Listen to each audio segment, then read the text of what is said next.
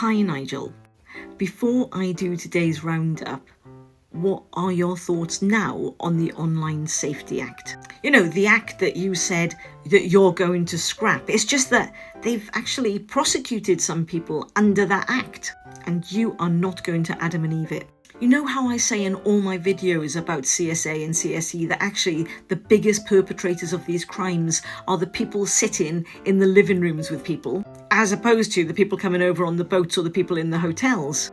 Carl Davis, just an ordinary family man from Merseyside.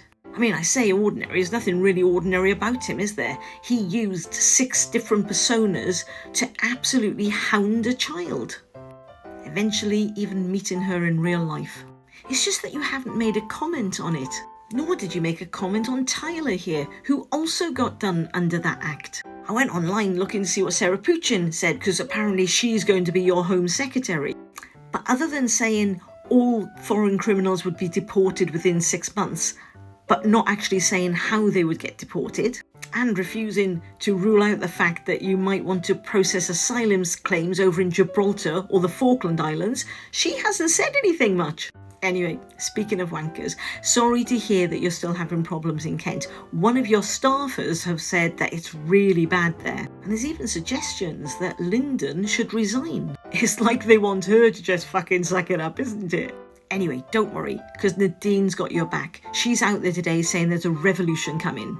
And she might be right, because your latest MP, who's really a Tory, Danny Kruger, is saying that when you get in, you're going to politicise the police force. I mean, I've always quite liked the fact that the police are separate from government, but no, under reform, it's all going to change. And as ever, I checked just in case Danny had misspoken in Parliament, but no, Zia has doubled down on it. In fact, Zia has been really interesting recently because, of course, now he's not really in charge of Doge because Doge was Dodge, and he's no longer the chairman because you resigned but then came back, and now he's your head of policies. It's no wonder he's saying that so few people understand what's going on in British politics. He himself has been here, there, everywhere. He's enthused about James Orr, the anti-abortionist, joining your party as a lead advisor. He's pissed off because Bailey has said that Brexit was a bloody disaster. In fact, when you think about it, Nigel, it's funny how Andrew Bailey finally saying that Brexit has been terrible for the country and will continue to be bad for the country for quite some time has been somewhat like of a news flash this week to some people. I say some people, just reformers. Though he gave hope that in time it will all get better. I mean, in the meantime, our growth stagnates, but let's not dwell on that. Because if we dwell on it, we're going to have to ask why politicians, including you, Nigel, were keen to see the UK face huge economic harm.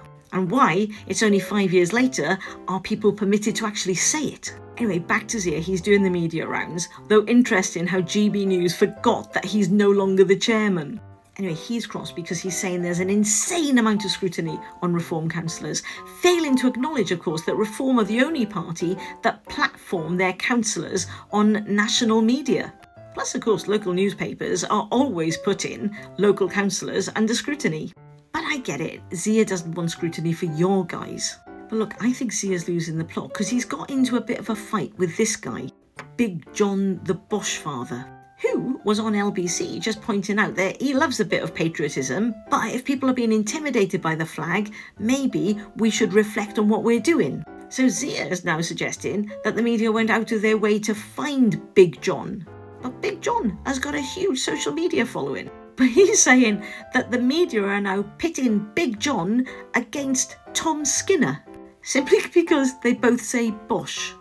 Anyway, Big John was having none of it. He responded straight away and said, was Zia pissed off because he wouldn't meet with him? In fact, Big John even said that he himself might have voted for Reform, but Zia's intervention had put him off.